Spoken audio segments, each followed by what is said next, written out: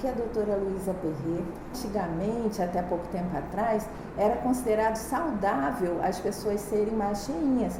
Era inclusive, uma outra curiosidade para vocês, era considerado sinônimo de riqueza. Por quê? Porque os ricos tinham mais acesso à comida e ficavam gordos. E aí todo mundo achava muito interessante a pessoa gorda, porque ela certamente era uma pessoa bem-sucedida.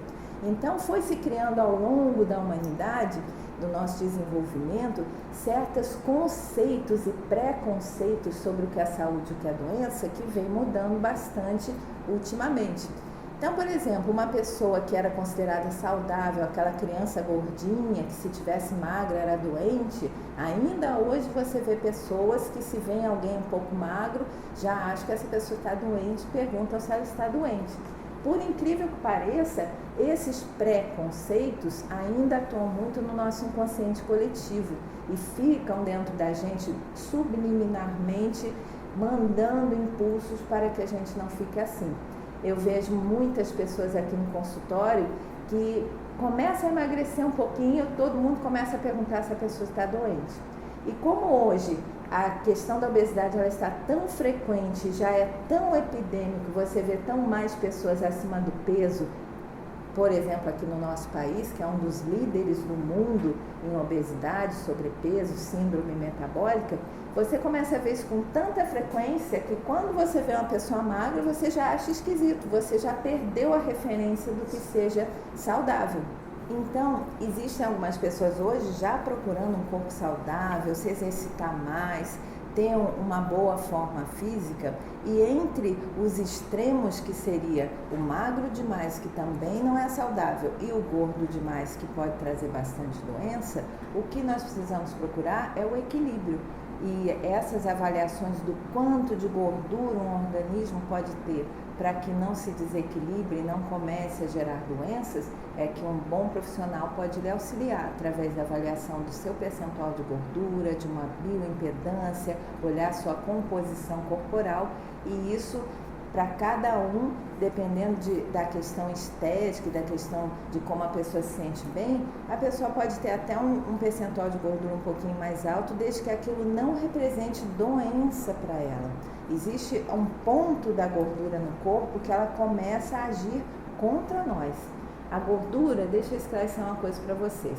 Nós temos tipos diferentes de gordura no corpo, não é toda igual, não é a mesma coisa em qualquer lugar. Existe a gordura periférica e existe a gordura central, que a gente chama. Além disso, em relação às células, existem as células brancas de gordura e as células marrons. As células marrons, elas são poucas na idade adulta, são maiores no bebê, na criança ainda, são células gordurosas que produzem termogênese, produzem calor com muita intensidade e ajudam o corpo da gente a se manter aquecido. Já as células brancas da gordura não têm essa função, e dentre elas, quando elas estão depositadas na parte abdominal ou visceral, que é a parte interna do abdômen, elas podem, a partir de um certo ponto, começar a produzir substâncias que não são bacanas para o organismo, ou seja, trabalhar, como a gente fala, contra o organismo. Tem um certo momento que elas vão servir apenas de depósito, vão ser aquele estoquezinho, aquela poupança de que quando você tem um excesso de energia, um excesso de calorias que você está dando para o seu organismo e não está gastando, a sua gordura vai lá e guarda aquele excesso. O nosso metabolismo ele é capaz de converter em gordura tudo que está sobrando. Então, nem sempre você precisa estar comendo gordura para engordar. Se você comer qualquer coisa, carboidrato, que hoje é a principal questão, ou gordura, ou até coisas de fontes naturais e saudáveis, se você estiver comendo em excesso, o seu organismo, até de maneira saudável, vai acumular e converter um pouco daquelas substâncias, daquela caloria, em gordura para ter um estoquezinho, como se fosse uma poupança para a hora que você não tiver acesso ao alimento ou que você tem uma doença, que você vai precisar de muitos nutrientes, de muita energia rápida, você tem aquele estoque. Só que passou de 30% esse acúmulo, principalmente na parte abdominal, ele começa a trabalhar. E aí ele faz um trabalho que não é nada bonito para o nosso organismo. Ele começa a secretar substâncias inflamatórias, trombogênicas que entopem os vasos, que formam trombos, coágulos, cancerígenas, células tumorais. Você começa a formar hormônios, você começa a formar enzimas que convertem os hormônios em outras formas que não são muito saudáveis. Por exemplo, no homem, aumentou muito a gordura abdominal, existe uma enzima que transforma a testosterona numa forma de estrogênio. Isso não é nada legal, porque o homem até precisa um pouquinho de estrogênio, mas passou de uma certa medida, começa a converter demais, nem a testosterona dele vai agir de maneira adequada e esse excesso de estrogênio vai trazer vários prejuízos para ele. Na mulher, forma-se um tipo de estrogênio que é bastante nocivo, cancerígeno. Então, hoje se sabe que muitos dos tumores ligados à parte ginecológica das mulheres está ligada a essa questão da gordura abdominal e do tipo de alimentação que estimula a formação desses hormônios, dando como resultado câncer de mama, câncer de ovário, endométrio, que hoje está também bastante frequente. Esse tipo de hormônios são hormônios nocivos que o nosso corpo fabrica em pequena quantidade, que se eles estiverem em equilíbrio, eles vão agir a nosso favor, mas que se estiverem excessivos, vão trazer bastante prejuízo para o organismo. Então, quando a gente fala em o que é que se deve almejar em termos de gordura corporal, cada um vai ter o seu objetivo, uns vão achar mais bonito ser magrinhos, outros não, mas deve-se pensar no que é saudável e no que não é saudável. Vamos agora falar sobre a alimentação de hoje em dia. Nós hoje temos uma alimentação basicamente muito rica em carboidratos. A maioria desses carboidratos são refinados, processados, industrializados. O que são carboidratos? Tudo que é amido, tudo que é cereal, então o pão, o arroz, o macarrão, as massas, sejam integrais ou não integrais, todas as raízes, as frutas também, o açúcar em qualquer forma, seja mascavo, seja demerara, ele também vai trazer bastante carboidrato e índices de glicose altos no corpo. Por que hoje o carboidrato é um vilão? Porque ele traz para a nossa circulação, dependendo do tipo, alguns mais complexos, como os dos legumes, das frutas e das verduras, mas todos eles, os mais simples, que são os refinados, as farinhas, os cereais, eles vão inundar a nossa circulação depois de um processo de transformação e digestão de glicose. A glicose é outra coisa interessante, porque ela é fundamental para o nosso funcionamento, só que também, se ela ficar demais, ela começa a nos adoecer severamente. O diabetes é uma doença ligada a esse aproveitamento da glicose no corpo, e se nós temos uma alimentação muito rica em glicose ou de alto índice glicêmico, com alimentos que o tempo todo estão fornecendo glicose demais, o nosso organismo começa a se intoxicar com essa glicose. Nós vamos voltar mais a isso, mas eu quero falar dos outros grupos, que são as proteínas, que vêm dos produtos animais, dos ovos, de alguns vegetais. Eu não vou detalhar muito aqui, porque não é o objetivo nesse momento. E temos também os elementos gordurosos. Durante um tempo, a gordura virou vilã total. Tudo estava ligado à gordura, se achava que as pessoas engordavam por comer gordura, se achava que o colesterol era um derivado da gordura e que por isso entupia todas as artérias. Hoje os estudos mais recentes mostram que a gordura não é o grande vilão, que ela, dependendo do tipo que for, se você comer de uma maneira mais equilibrada, essa gordura pode ser muito bem utilizada pelo seu organismo, só não deve ser associada a uma carga de carboidratos excessiva.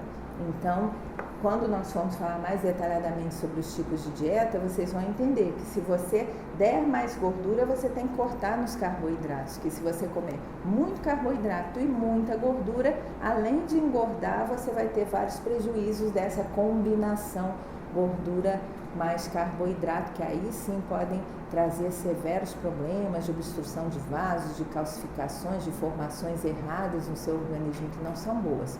Mas sobre os carboidratos, voltando para eles, nós temos que entender que eles são fornecedores de energia.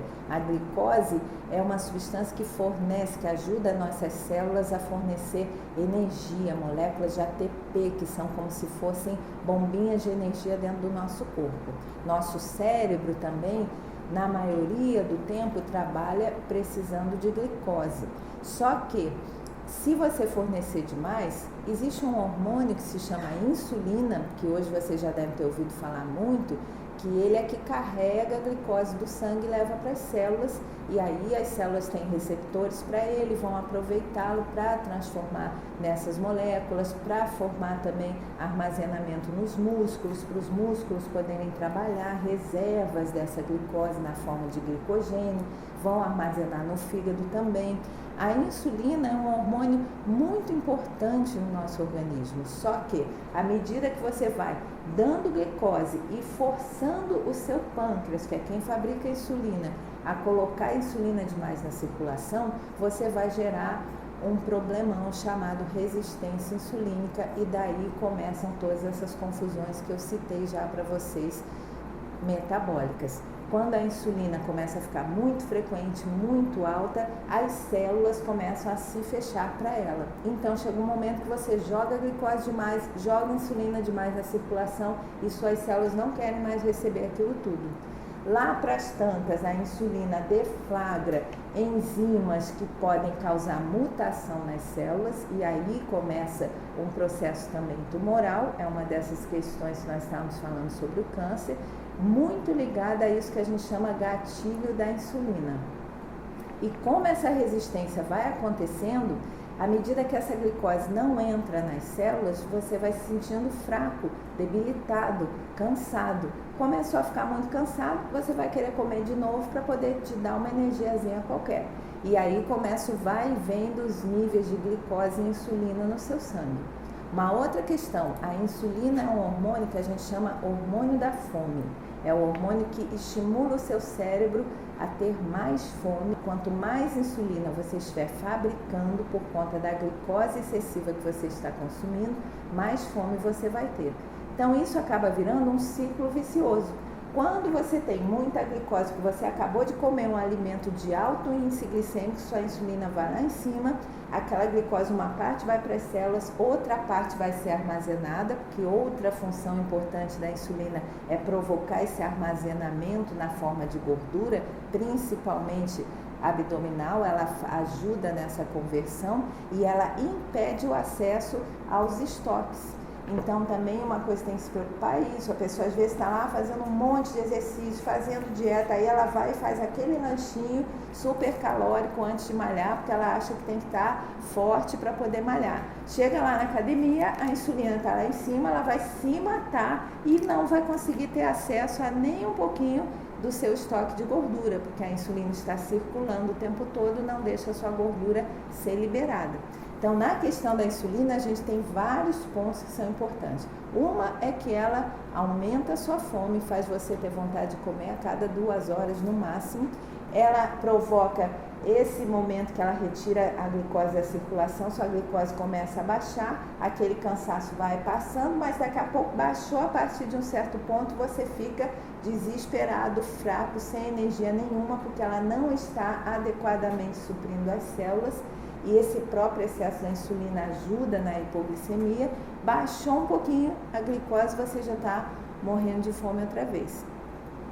Então, uma das coisas que as pessoas me perguntam muito quando vêm aqui, querem medicamentos que tirem a fome, que ajudem a pessoa a não ter tanta fome, se sentem compulsivas, acham que estão comendo demais, até conseguem perceber isso, que quando a pessoa vem se tratar, ela já percebeu, mas a maioria das pessoas demora muito para perceber que já está viciado, já está condicionado a esse vai e vem dos picos de glicose e insulina. As pessoas querem saber como fazem para diminuir a fome. Para você diminuir sua fome, a primeira coisa que tem que fazer é não comer alimentos muito glicêmicos, é diminuir o índice glicêmico do que você está comendo. Se você conseguir fazer isso, num primeiro momento você não vai se sentir bem, você vai se sentir fraco, mas daqui a pouco seus níveis de insulina começam a se regular, a glicose no seu sangue começa a se regular, as células voltam a se abrir para ela, você para com o mecanismo da resistência e aí você vai sentir muito menos fome do que você está acostumado. Isso costuma ser um período de adaptação que leva de 15 a 20 dias e o que acontece? A maioria das pessoas não aguenta passar por esse período. Por isso que é tão difícil fazer uma dieta, por isso que quase todo fim de semana a pessoa acaba abusando, porque vem um momento que essa fraqueza, que essa abstinência aparece e que aí a pessoa acaba comendo de novo muito carboidrato e reiniciando o processo todo outra vez. Também vamos falar dessa questão que ficou muito na moda durante um tempo, que é se comer de 3 em 3 horas para manter o metabolismo funcionando. Isso hoje já caiu por terra. Se a gente for analisar o comportamento dos nossos ancestrais, que nesse aspecto alimentar eram muito mais saudáveis do que nós vamos ver que eles comiam uma vez ao dia ou no máximo 2 e passavam às vezes dias sem comer. E ninguém morria de fome, eles morriam por outras questões ou quando havia um inverno muito pesado, eles ficavam muito tempo sem acesso à comida, no meio de uma migração. Mas não era por falta dos alimentos necessariamente. Com o passar do tempo e com esse excesso, essa enxurrada de alimentos disponíveis e de alto índice glicêmico, todo esse mecanismo vicioso que eu estava comentando com vocês foi acontecendo, as pessoas começaram a achar que o metabolismo ficava preguiçoso, então tinham que ficar comendo de 3 em 3 horas. Muitos profissionais, inclusive até hoje, recomendam isso, que as pessoas façam lanchinhos, comam no meio das refeições, só que isso foi se desenvolvendo e é um conceito errado, que hoje já caiu por terra, à medida que esses vai e vens da glicose e esse mal-estar da hipoglicemia foram aparecendo na humanidade. Então tem muitas pessoas que falam assim, eu nunca vou ficar diabético porque eu tenho hipoglicemia, ao contrário, eu passo mal, aí eu tenho que comer um negócio bem doce, eu tenho que tomar um refrigerante, senão eu desmaio se passar da minha hora de almoçar. Pode ter certeza que você já está desenvolvendo uma síndrome metabólica, você já está dentro de um ciclo vicioso, onde você está dependendo de níveis altos de glicose e que ali na frente essa glicose, em vez de cair, ela vai ficar acumulando no seu sangue. Então esse já é um demonstrativo de que você não está equilibrado. Hoje já se fala muito até do jejum intermitente, de outras dietas onde as pessoas possam comer menos. Eu particularmente tenho recomendado meus pacientes que pelo menos tentem ficar nas 3 refeições básicas do dia e só fazer lanchinho se for muito necessário na fase de adaptação, porque não tem a menor necessidade disso.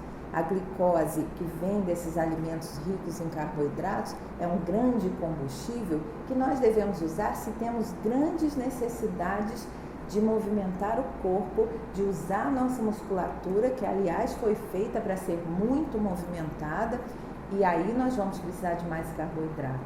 Nós temos uma musculatura e uma conformação enquanto animais, o nosso corpo ele é constituído para estar em movimento no mínimo 6 horas por dia.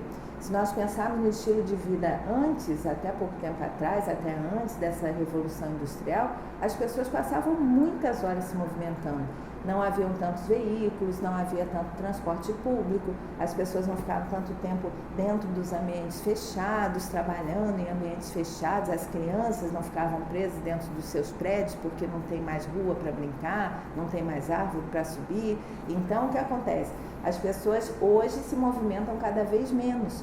Hoje é difícil você encontrar uma pessoa que consiga sequer 1 horinha de exercício por dia. Ela tem que programar muito, ela tem que achar um espacinho na sua agenda lotado para colocar 1 hora de exercício. Isso está cada vez mais difícil. Só que é importante vocês saberem ou lembrarem que o nosso corpo não é feito para esse sedentarismo, para essa falta de movimento. O nosso corpo, ele desde sempre foi feito para estar boa parte do dia se movimentando. Então, quando nós temos um corpo que precisa de energia para estar em movimento e que nós não estamos dando movimento a ele, mas continuamos dando muita energia na forma dessa glicose, desses alimentos, essa energia começa a sobrar e, como eu já expliquei, vai se transformar em gordura.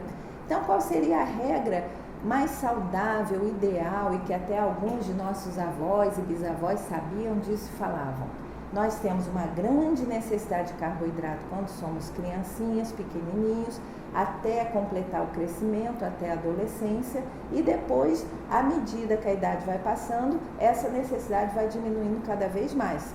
À medida que nós não estamos mais crescendo, nós temos que ir adequando a quantidade de carboidratos, de fontes de energia que nós comemos e utilizamos, para a quantidade de gasto que nós temos. Além disso, nós temos um decréscimo no metabolismo que vai acontecendo a partir dos 30 anos, quando já estabilizou bem o crescimento. Nós ficamos mais ou menos na década dos 20 aos 30 com um metabolismo equilibrado, mantendo um gasto calórico num patamar que chegou ao máximo, e a partir dos 30 anos começa a haver um decréscimo. Lá para os 40, nós já estamos consumindo, gastando, necessitando por volta de 30% a menos do que nós precisávamos aos 30. E lá para os 50, nós já estamos gastando 50% a menos. Ou seja, lá para os 50 anos, você tinha que estar comendo metade do que você comia aos 30. Só que acontece, a maioria das pessoas come mais do que comia aos 30, porque a vida já não está mais naquela correria da juventude, e as pessoas em geral já ganharam um poder aquisitivo onde elas têm acesso a alimentos mais pesadinhos, mais calóricos, e ainda por cima, nós tínhamos que estar nos movimentando tanto quanto ou mais do que nos movimentávamos na infância e na adolescência. Como isso não acontece, a maioria das pessoas a partir dos 30 anos tende a se movimentar menos, vai ficando mais sedentária, vai se ocupando mais com o trabalho, com a criação dos filhos, com outras funções, chega um momento que o seu metabolismo está lá embaixo. Então, por conta disso também, é que muitas pessoas chegam com uma questão que é das mais frequentes no consultório médico. Por que será que eu estou engordando apesar de estar comendo a mesma coisa ou de não ter modificado a minha alimentação em quase nada? Isso é uma das perguntas campeãs do consultório. Eu ouço ela todos os dias, pelo menos umas 10 vezes por dia. Por que será, doutor? O que aconteceu? Eu estou doente, eu estou com algum problema do metabolismo muito sério. Então, antes, é lógico que uma checagem sobre todas as questões hormonais, metabólicas, vai ser feita, mas antes de você se preocupar se você está doente, você deve se preocupar se você fez essa adequação com o seu metabolismo. Quanto você gasta de energia, quanto você se movimenta por dia, qual é a idade que você está e quanto de calorias e de energia você precisa. Uma coisa que eu converso muito com os pacientes aqui nas consultas é assim: quando a gente pensa em uma alimentação saudável, em manter um corpo bom, e em que a gordura deixe de ser um problema na sua vida para sempre, você tem que pensar em duas coisas.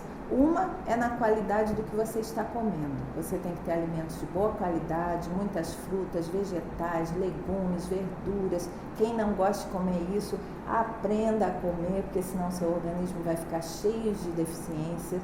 Outra é você pensar na quantidade, porque ainda que seja uma alimentação saudável, você pode estar comendo acima da quantidade do que o seu organismo precisa.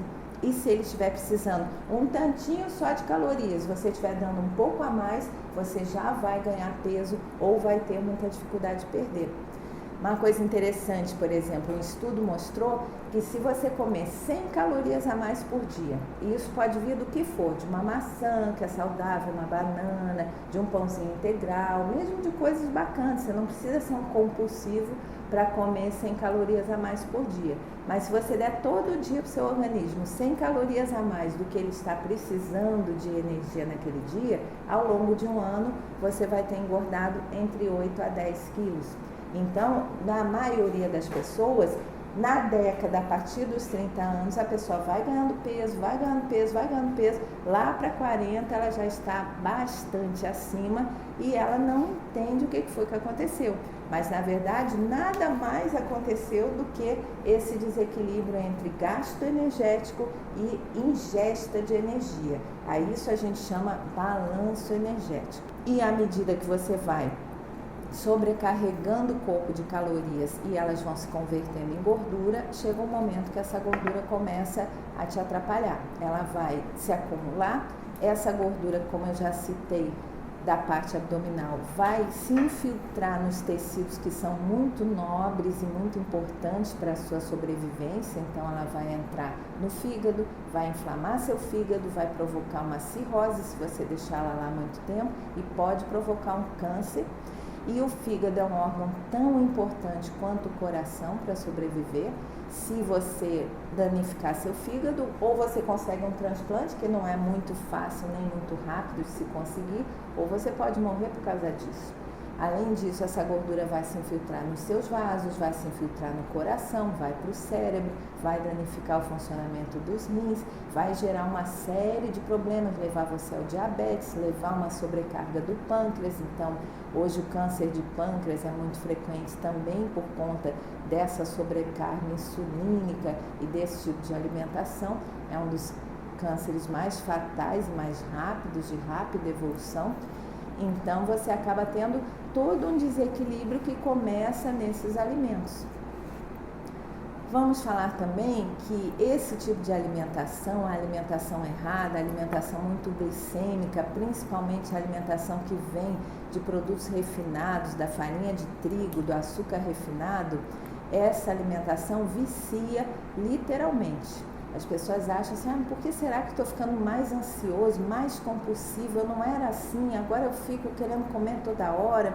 Então, eu vou contar para vocês que os estudos hoje mostram que derivados desses alimentos que se formam no processo digestivo e acabam caindo na circulação, eles vão lá para o cérebro e se ligam no cérebro nos mesmos receptores aonde as drogas atuam, num sistema que a gente chama de sistema da dopamina, sistema da recompensa. E eles viciam o cérebro igualzinho uma droga pesada, igualzinho cocaína, igualzinho crack, igualzinho álcool.